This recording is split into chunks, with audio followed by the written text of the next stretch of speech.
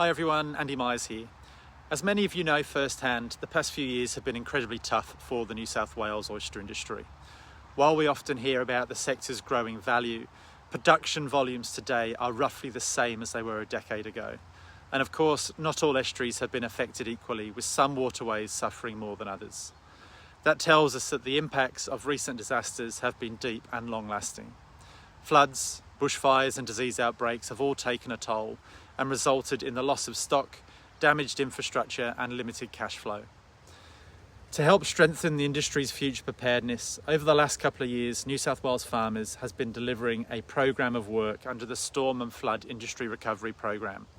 This work has included 4 different elements. The creation and distribution of an oyster industry disaster preparedness handbook, advancing the concept of emergency oyster relay areas, creating new promotional materials to support sales and market development, and an initial assessment of the carbon footprint of the New South Wales oyster industry. As all these projects are nearing completion, I wanted to take the opportunity to just summarise what's been achieved to date.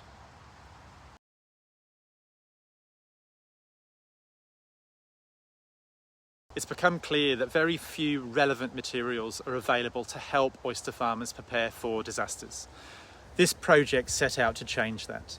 The goal was to capture the wisdom and learnings of experienced growers and translate this into a practical guide for the industry. So we started out by interviewing 24 experienced oyster growers across New South Wales, capturing over 16 hours of audio. Interviews were designed to try and elicit information about how the farmers prepared for disasters and what they have found to work, what doesn't, and what they want to try and do differently next time.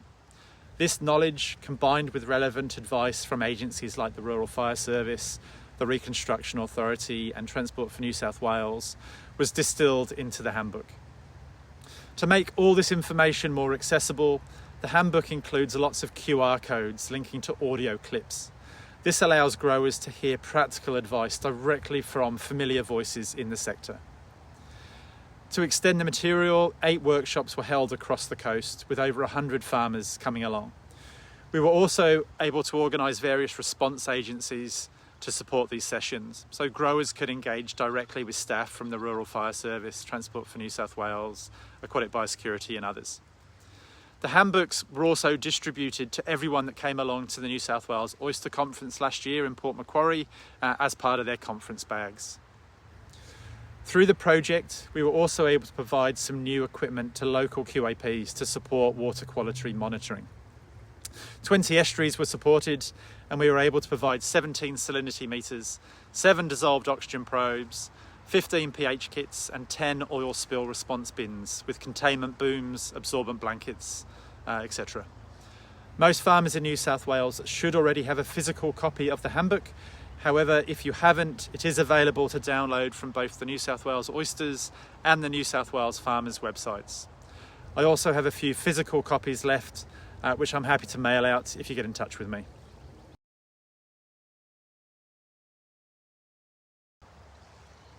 The second part of the project focused on emergency oyster relay areas, now referred to as Aquaculture Disaster Relay Areas by New South Wales DPIRD.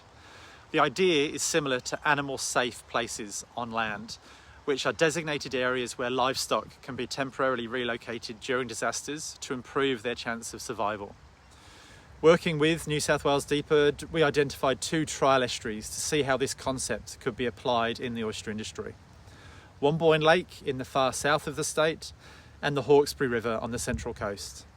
These 2 estuaries are of course very different in terms of their geomorphic characteristics, with Wombourne being a shallow and sheltered lake environment and the Hawkesbury being a relatively deep, drowned river valley.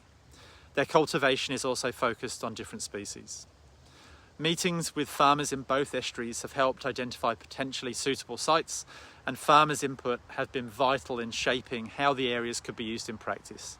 So this includes feedback on topics such as the installation of temporary signage, equipment identification, insurance considerations, and activation triggers. Fisheries have taken a lead in identifying and driving the approval pathway and are looking to submit development applications for those sites negotiated with industry. This will be a long process and will continue under the 2030 New South Wales Aquaculture Vision Statement and Roadmap after this project wraps up.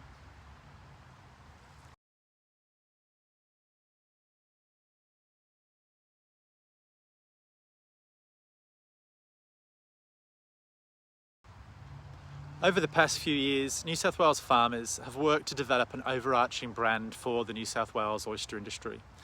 As part of that effort, we've developed a suite of promotional materials to help support oyster sales and raise consumer awareness. These materials include a vibrant poster series with seasonal event options for Christmas, Valentine's Day, Easter and Mother's Day. Plus, we have recipe cards, price display tickets for seafood retailers, and nutritional information brochures.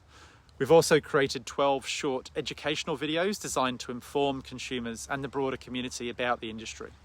These videos were filmed on the far south coast of New South Wales and are narrated by Paul West from River Cottage, Australia. Promotional packs containing physical copies of the materials have been sent to hundreds of seafood retailers across Sydney, Melbourne, Brisbane and coastal New South Wales. Most of the collateral is also archived on the New South Wales Oysters website, where it's available as both digital and print-ready copies with bleed lines. So that means you can download them at any time and get them printed locally for your own promotional use.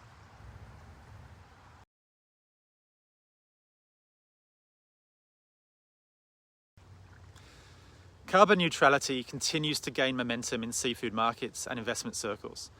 Oyster farming has long been considered a low greenhouse gas footprint food, yet until now the sector had not undergone a comprehensive industry-wide audit. Through this initiative, New South Wales farmers engaged the support of Blue Shift Consulting, and initially we supported 31 farms to undertake carbon assessments. Each of these participating farms were audited and provided a short report outlining their emissions profile, practical steps to reduce emissions, and an indication of the cost to offset emissions if carbon credit units were to be bought. Data from these individual farms were then consolidated and extrapolated to provide a statewide carbon assessment. The results confirmed what many of us suspected, that New South Wales oysters have one of the lowest emission footprints of any protein, just 0.93 kilograms of carbon dioxide equivalent per kilo of product. Compared to other Australian seafood, this is exceptionally low. To put this into perspective, offsetting the entire New South Wales industry's emissions, estimated to be just over 2,500 tonnes of carbon dioxide equivalent, would cost roughly $100,000, or about 1.5 to 2 cents per dozen oysters sold. To enable comparison to other agri-foods, emissions data was also standardised against 100 grams of protein. As you can see here, the green bar for New South Wales oysters is lower than eggs, lower than chicken, and on par with the emissions footprint of live mussels from New Zealand.